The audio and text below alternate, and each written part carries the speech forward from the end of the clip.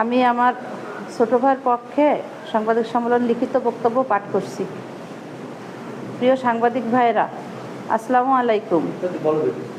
আমি মোহাম্মদ রুহুল আমিন, পিতা মৃত খলিলুর রহমান, নোয়াপাড়া পৌরসভা 4 নম্বর ওয়ার্ড বিএনপির মুক্তিযোদ্ধা বিষয়ক সম্পাদক হিসাবে জাতীয়তাবাদী দলের একজন কর্মী হিসাবে দায়িত্ব পালন করে আসছি।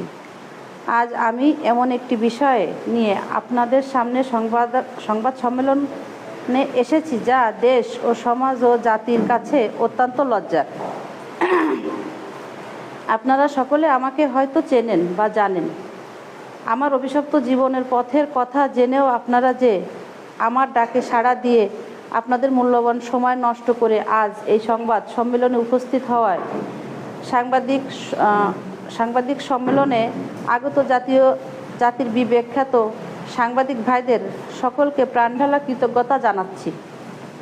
প্রিয় কলম সৈনিক ভাইরা, আপনারা জানেন যশোরের শিল্প বাণিজ্য বন্দরনগর খ্যাত নোয়াপাড়া আমি দীর্ঘদিন যাবৎ মাদক বেচা কিনা সহ বিভিন্ন অপরাধমূলক কর্মকাণ্ডের সাথে যুক্ত হয়ে পড়েছিলাম, যার কারণে বেশ কিছু মামলা খেয়েছি, জেলও খেটেছি। এর মধ্যে কিছু মামলা আমার অপরাধের কারণে হয়েছে, আর কিছু মামলা ষড়যন্ত্রের শিকার হয়ে আমি আসামি হয়েছি। তবুও সে সকল বিষয় নিয়ে আজ কিছু বলতে চাই না।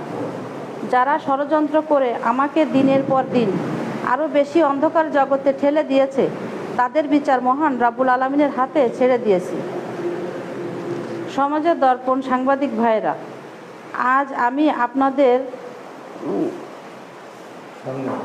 সামনে ঘোষণা দিচ্ছি যে আমি অভিশপ্ত মাদক ব্যবসা সহ সকল অপরাধমূলক কার্যক্রম থেকে চিরদিনের জন্য নিজেকে মুক্ত করে স্বাভাবিক জীবনে ফিরে স্বাভাবিক জীবনযাপনের প্রত্যয় নিয়েছি।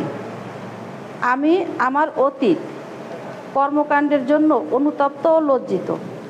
আমি আপনাদের মাধ্যমে প্রশাসন সহ সমাজের সকল স্তরের মানুষের কাছে আজ থেকে ওয়াদাবদ্ধ হচ্ছি যে আর কখনো মাদকসহ অন্য যে কোনো অপরাধমূলক কর্মকাণ্ডের সাথে সম্পৃক্ততা হব না। আমি আরও অঙ্গীকার করছি যে আগামীতে যদি আমার বিরুদ্ধে মাদকসহ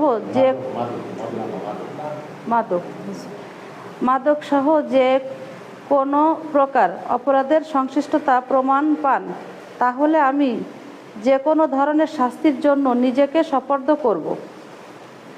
প্রিয় কলম যোদ্ধা ভাইরা, আমি আমার জীবনের অভিজ্ঞতা থেকে আপনাদেরকে অবগত করাতে চাই যে অপরাধ জগতে ঢোকার চেয়ে বের হওয়া অনেক বেশি কঠিন।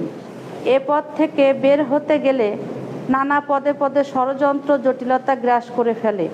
বিভিন্নভাবে ষড়যন্ত্র করে প্রশাসনের কাছে আপনাদের কাছে অপরাধী হিসাবে দাঁড় করানোর প্রচেষ্টা চালায় এই অপরাধ জগতের কতিপয় লোক। এক্ষেত্রে আপনাদের প্রশাসনের সর্বোচ্চ সহযোগিতা ও সাধারণ মানুষের সহযোগিতা পেতে চাই। সুস্থ ও স্বাভাবিক জীবনযাপনের জন্য এ সকল ষড়যন্ত্র আপনারা সহ প্রশাসন সঠিকভাবে তদন্ত করে যাচাই বাছাই করে দেখবেন বলে আমি দাবি করছি। প্রিয় সাংবাদিক ভাইয়েরা, আমি অত্যন্ত দুঃখের সাথে জানাচ্ছি যে ছোটবেলায় বাবাকে হারিয়েছি, লেখাপড়া শিখতে পারিনি। অভিভাবকহীন জীবনে কতিপয় বিপদগামী মানুষের প্রচারণায় ও নানা প্রলোভনে পড়ে মাদক ব্যবসার মতো অভিশপ্ত জীবনে ঢুকে পড়ি। কিন্তু আজ জীবনের এই পর্যায়ে এসে উপলব্ধি করতে পারছি যে অভিশপ্ত জীবন আমাকে ভয়ঙ্কর অশান্তি ছাড়া আর কিছুই দেয়নি। আজ এই অভিশপ্ত মাদকের কারণে আমি আমার ভবিষ্যৎ জীবনকে যেমন অন্ধকারে নিঃশেষ করে দিয়েছি, তেমনি আমার স্ত্রী সন্তানের জীবনও কলঙ্কিত করেছি, যা চরম লজ্জার। আমি আত্মগ্লানি উপলব্ধি করে দেখেছি আমার জন্য আমার আত্মীয় স্বজন ও সমাজের কাছে বারবার ছোট ও অপমানিত হয়েছে। তাই আমি আমার আদরের সন্তান ও স্ত্রী পরিবারের কথা চিন্তা করে, বিশেষ করে আমার সন্তানের ভবিষ্যতের কথা চিন্তা করে আমি এই নিকৃষ্ট পথ থেকে বের হওয়ার অঙ্গীকার করছি। প্রিয় সাংবাদিক ভাইয়েরা,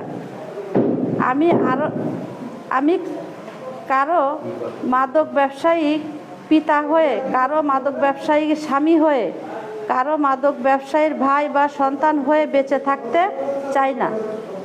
তাই আমার সন্তান ও পরিবারের কথা চিন্তা করে আমাকে এই পথ থেকে বের হয়ে সুস্থ স্বাভাবিক জীবনযাপনের জন্য আমি আপনাদের মাধ্যমে সকলের সহযোগিতা বিনয়ের সাথে কামনা করছি।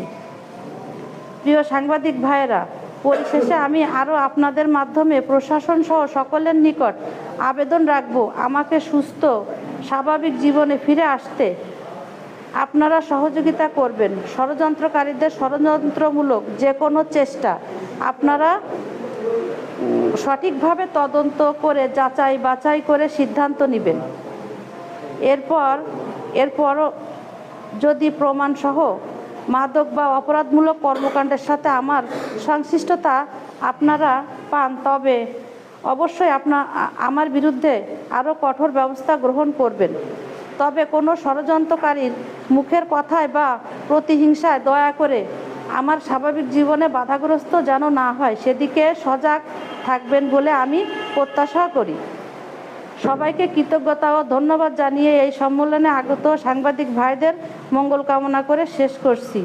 মোহাম্মদ রুহুল আমিন।